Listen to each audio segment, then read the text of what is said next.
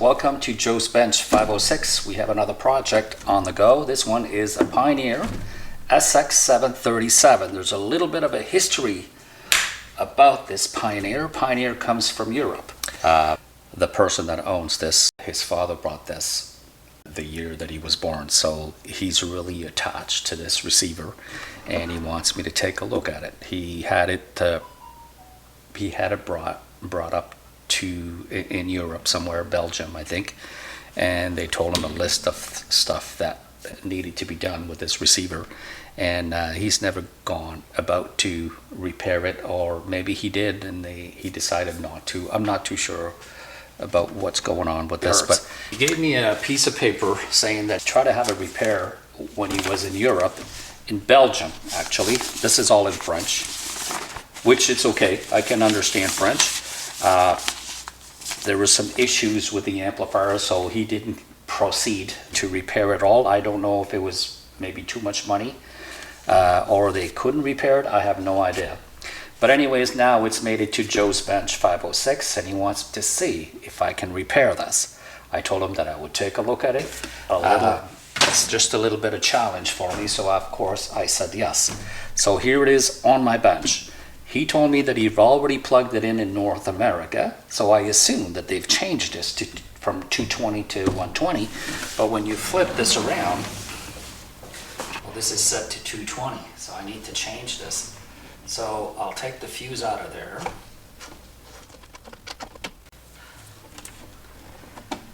And you would just flip it to 120, which is over here. Well, this is the opening window. And there's my change it to 120. Well, now that should be set to 120. See if the fuse is still good. So we're good to put this back in there. Oh.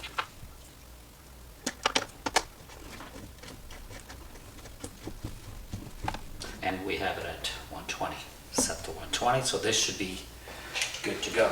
Plug this in. Through my dim bulb, of course. I'm not going to go without the dim bulb here. Okay, you guys are ready? So you can see my dim bulb, I believe. I'm on 120. Power this on. There, my lamps are lit up. It does power on, but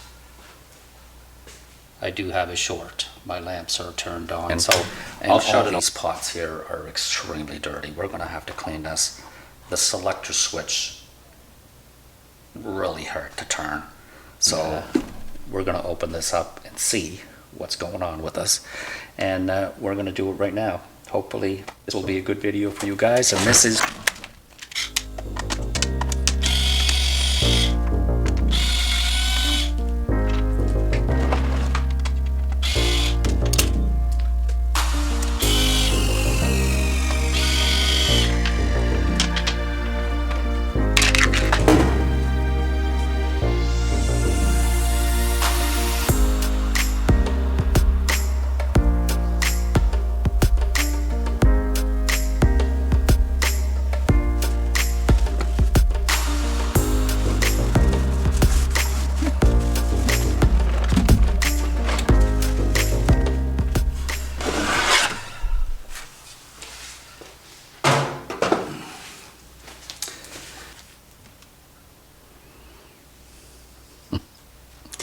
doesn't look so bad. Show you the inside of this.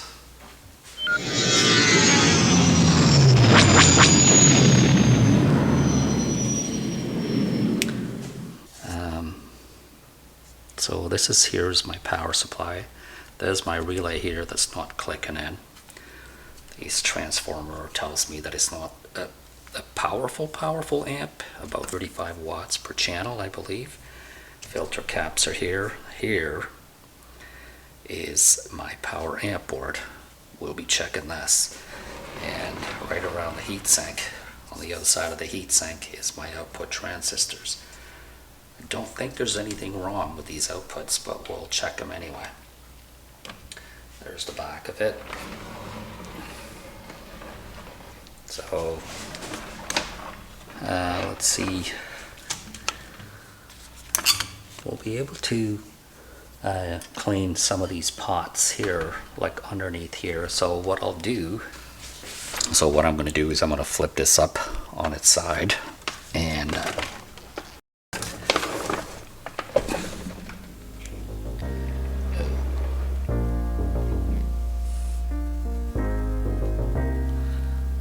we'll take the bottom plate out of there.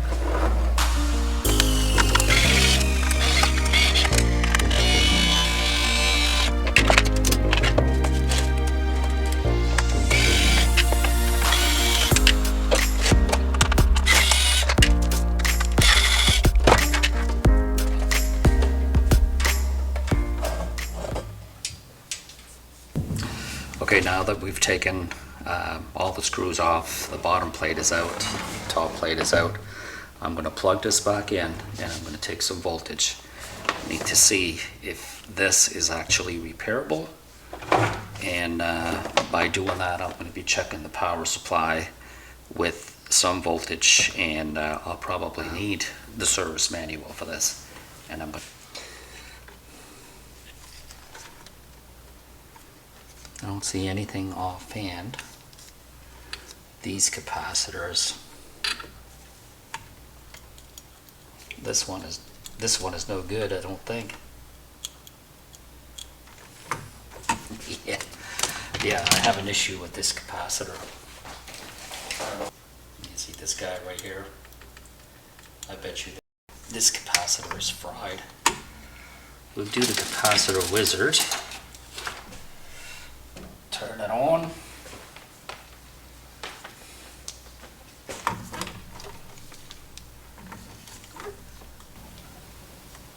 That's the cap.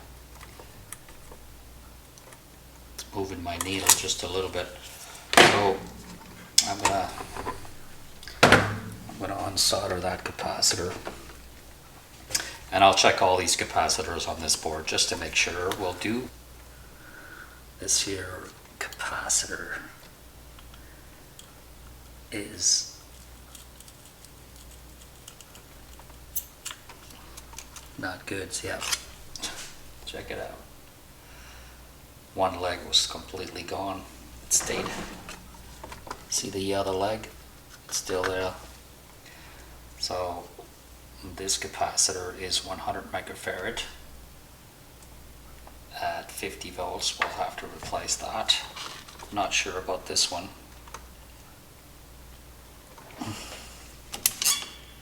This one could be done too.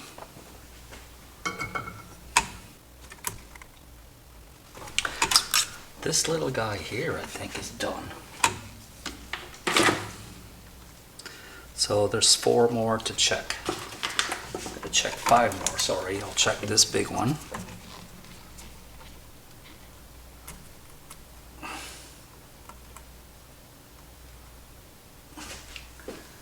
That's still good.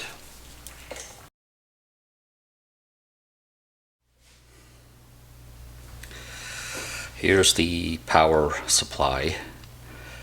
This one was actually really bad. It was only hanging on by one leg.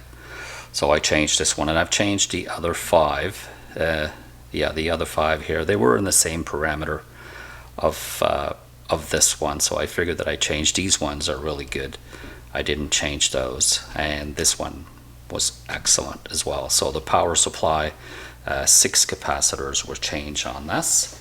And I did check the power amp board as I'm plugging it in. So I do have a short on, I believe it's on the power amp board, and I'll give you an example of that.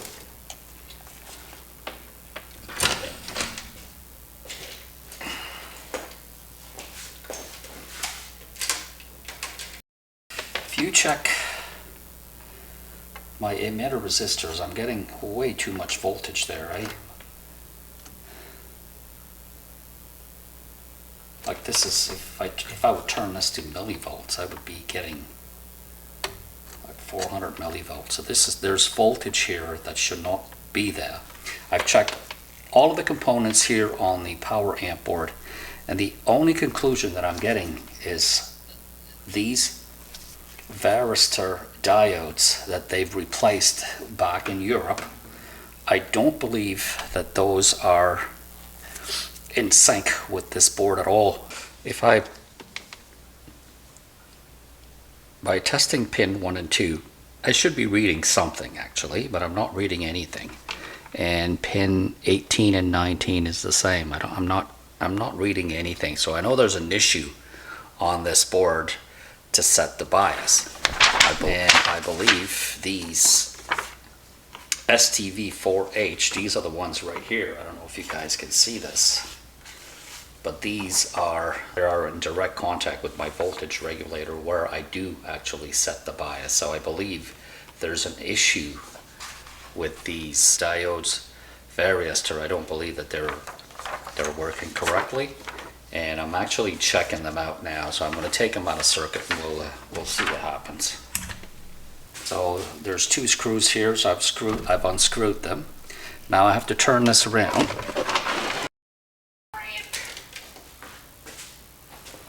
And these are the 2 right here. Okay, so I'm going to unsolder that.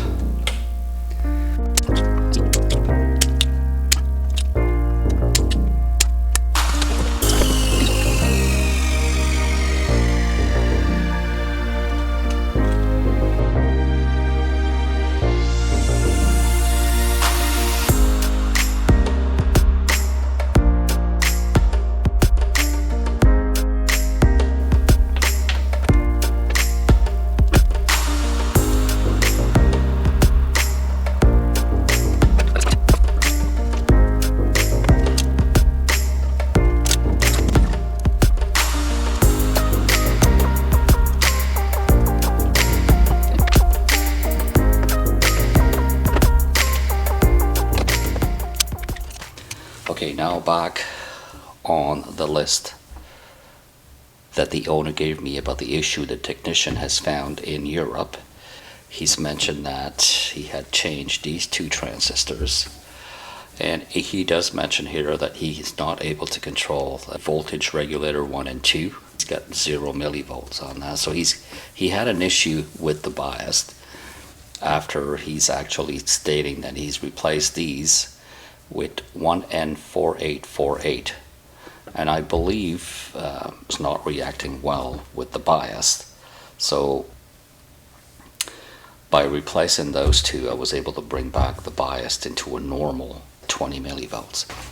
Okay, there, after I've changed the varistor diodes, those are the diodes that are hooked up on the heatsink, my short or my voltage has calmed right down. It's back to normal, which I mean that my dim bulb is not lit up anymore. My voltage has gone back down to normal, but I still have an issue with the relay. The relay clicks in and soon after it goes back onto the protection mode. So I still have an issue. I just turned it on and there's no relay, and it's not using any. There, you see? There's the relay, but it went back out again. So the relay is on and off, on and off.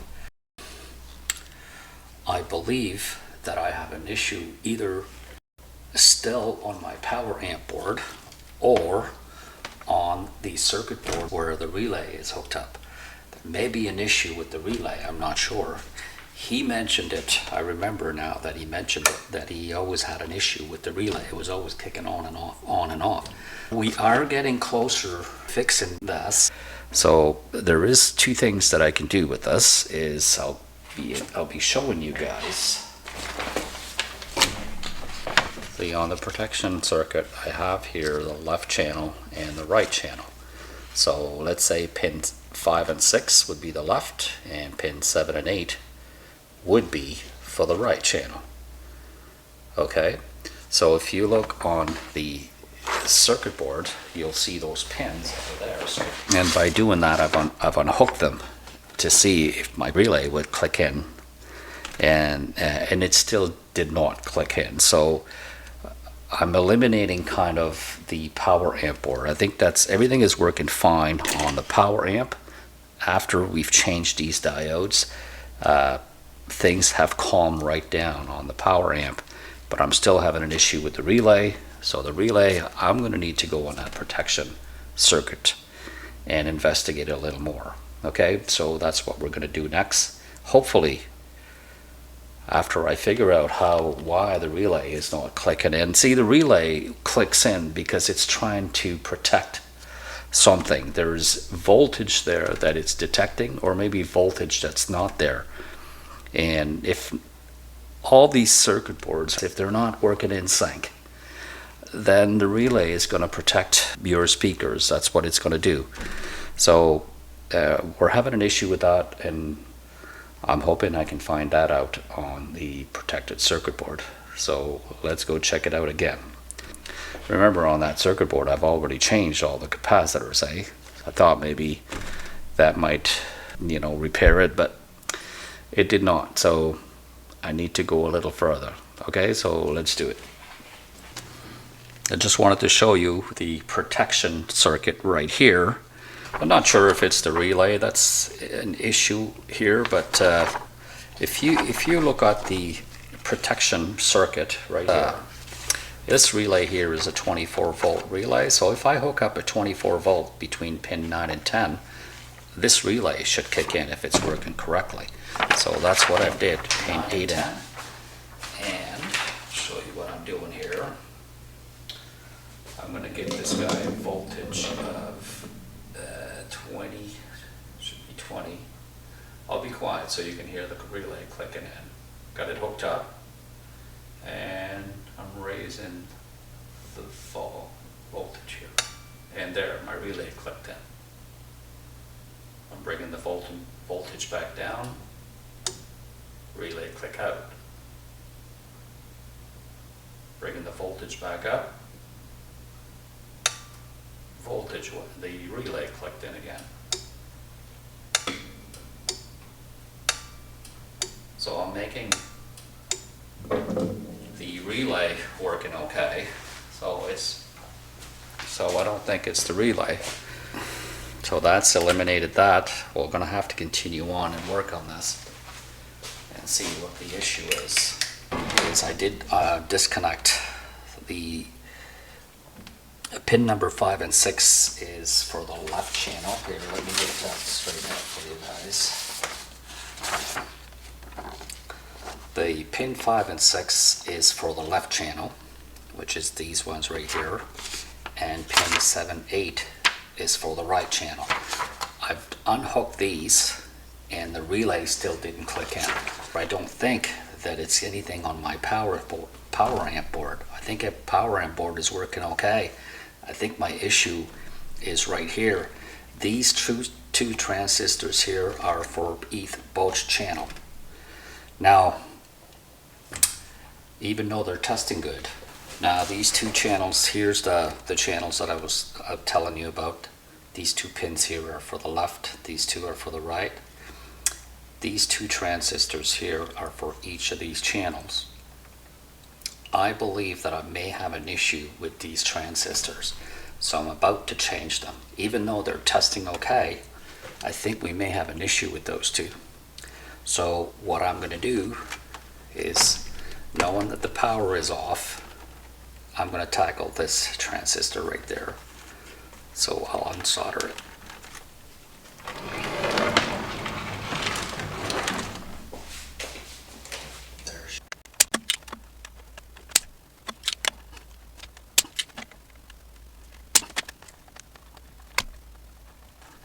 There's the transistor.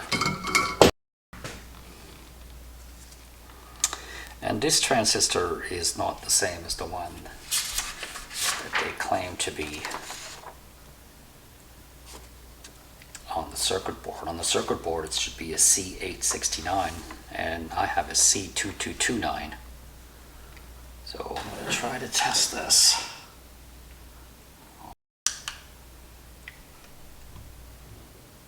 It's testing good.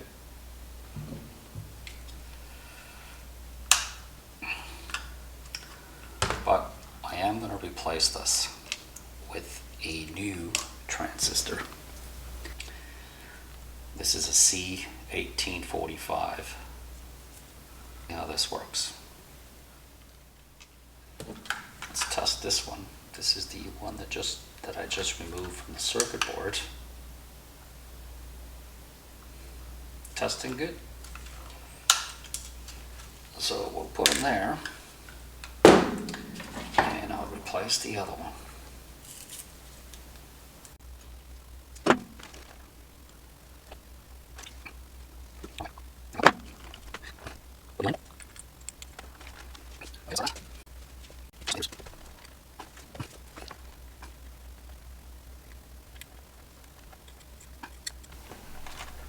Okay. Now both transistors are in place. Let's see if I'm going to start this up. Relay just kicked in, but it kicks back out.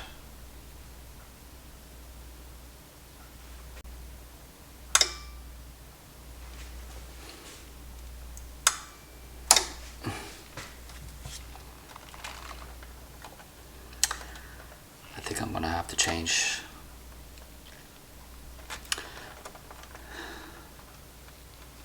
So I've changed those two. I've changed this one. So now I'm going to have to tackle these two here. These might be the issue. Okay, so we will change these. These are 945 and 730. Okay guys, I've changed 1, 2, 3, 4, 5, 6, 7 transistors on the protected circuit board where the relay wasn't clicking in. It was detecting God knows what. All these transistors that I've changed are all testing good. I changed one and I tried it and it was doing the same thing. Up to the last one. I kid you not. The last one was the A733. There's only one on this board, and that's the one that I changed, and it was the very last one that I've changed. Check this out.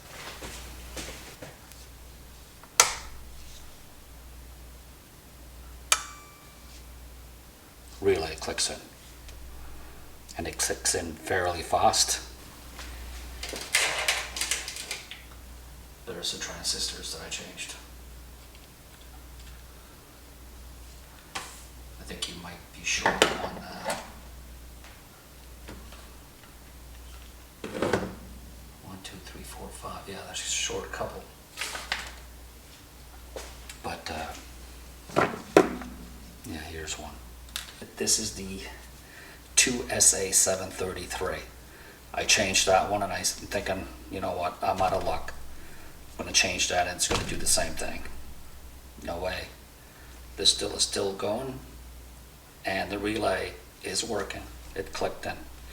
Here, we'll try it again. I'll shut it off.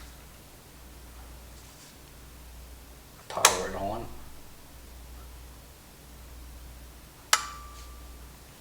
Relay clicks in. Here. All of this because the circuitry on the protected board was giving me an issue. But anyways, I'm glad that that's done and over with. So now, there's only one thing left to do with this is I need to set the bias on this, and I'll have to check the DC voltage, see what we're having there. And right now I've got it hooked up already. I'll show you.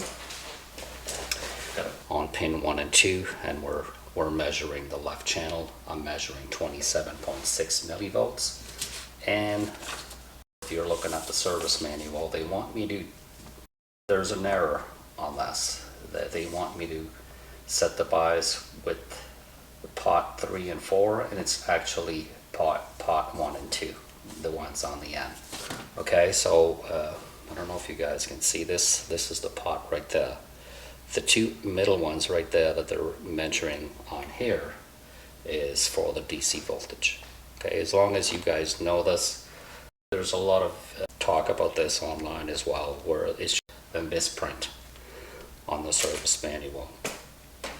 So I'm ready to set this to 20 millivolts according to the service manual. 20 millivolts. I have to let it run for 10 minutes, nice and warm. And I believe it's been 10 minutes. And I'm reading 27.5. I will bring this down to 20. Okay, here we go. Look at this. Responding really well.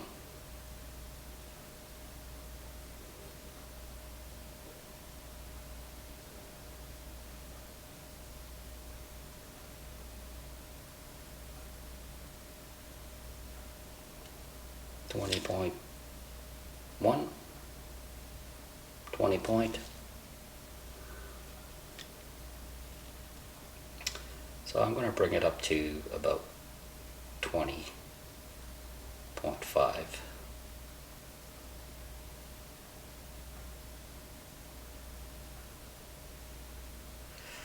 With 20.6. I really am happy with this. I'm not going to change this anymore. Now I'm going to tackle the right channel. Let's go check it out. Very carefully, you need to get these out of there, right? So on the right channel, it'll be pin 18 and 19. Be very careful as well. And there we go. So we're on pin 18, and look what I'm reading. I'm reading 32.1. We have to bring this down to 20. And we'll use this pot right here. Bring that down. Check out the meter. Responding really well. Nicely. Very nice. 20.5.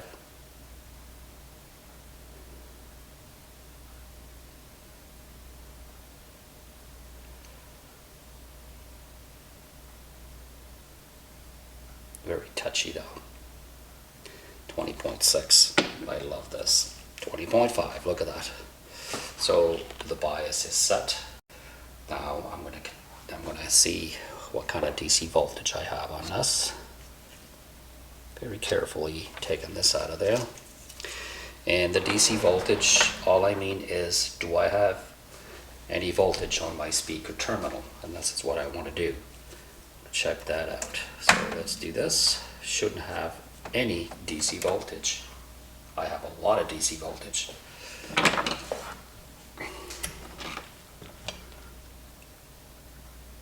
I have voltage on the speaker terminal. That's very dangerous. But hopefully we can adjust this with this pot right here. Right now I'm doing the left channel. I'm on this side. The left channel is here. This is the pot right there. I'm hoping this is going to work well. Let's see. Let's go down on this.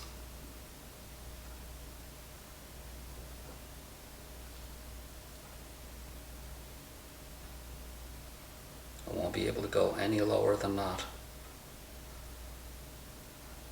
It's below 50. It's too bad.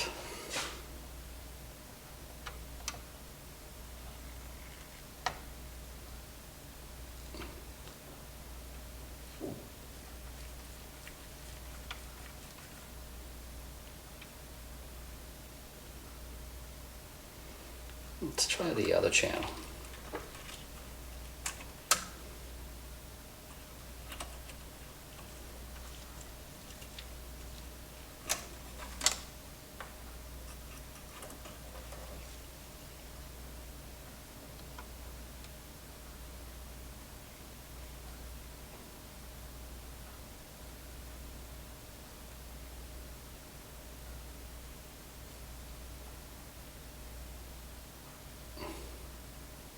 So I'm getting between 30 and 40 millivolts. And it is acceptable to a point, to a certain point. I know a lot of people would not accept this, but I am accepting it. It's at 0 voltage. I have to have 0 DC voltage on there, and I do. I have 0.04. So I have about 40 millivolts. Voltage. Okay. I do have a little bit of DC voltage on the speaker terminal. I have high 30 millivolts to low 40s on each channel. and I thought it would be different, would make a difference with the speaker hook up to it, but no, it's still the same. Nothing has moved there, but we'll leave it at that as well. Okay. And let's see if that's disrupted my bias though. Yeah, hopefully not. Well, my bias is still set at 20 millivolts further left.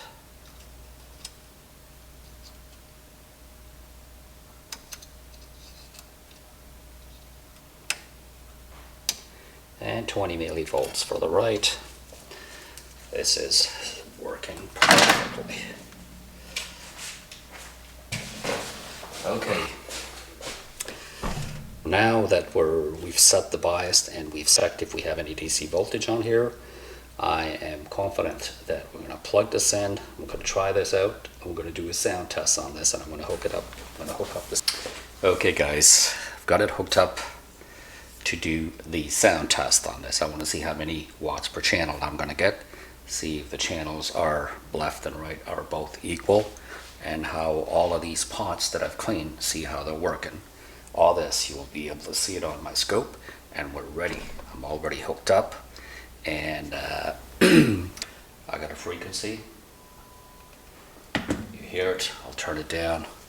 I'm gonna mute this, I don't want to hear this, but you're gonna see it on my scope. Bring it closer.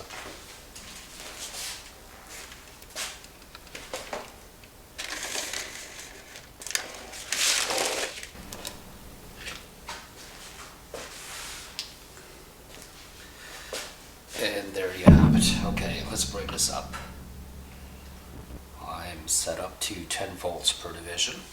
So let's crank it up a little bit. I've got it at half right now, and half is giving me 7.6 RMS. You can see that on my scope, eh? Let's see how far I can get this before I get distortion. I don't have distortion because I didn't put my 8 ohm load on it. I need to put that on for sure. Okay, let's do it.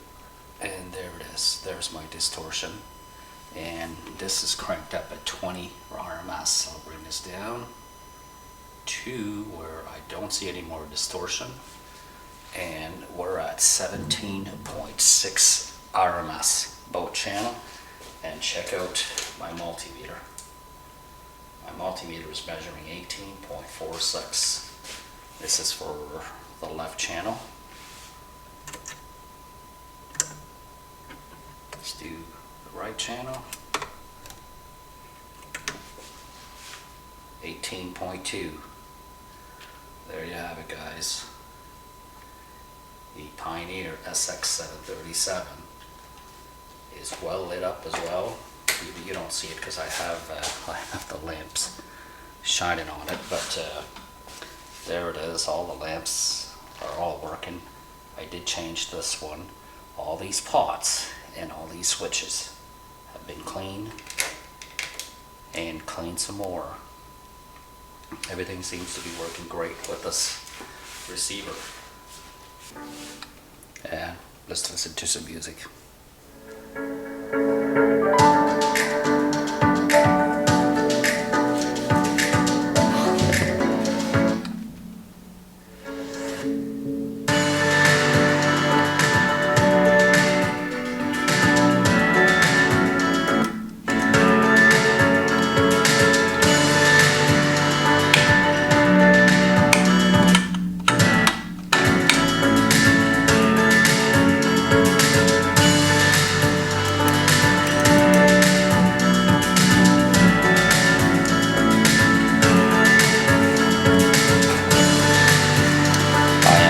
This back, and all in all, it was a good project. I can't wait to call this customer. He's going to be really happy about his receiver that's working 100% again. And I hope you enjoy the video. If you like the video, thumbs up and subscribe to my channel. I would really appreciate it.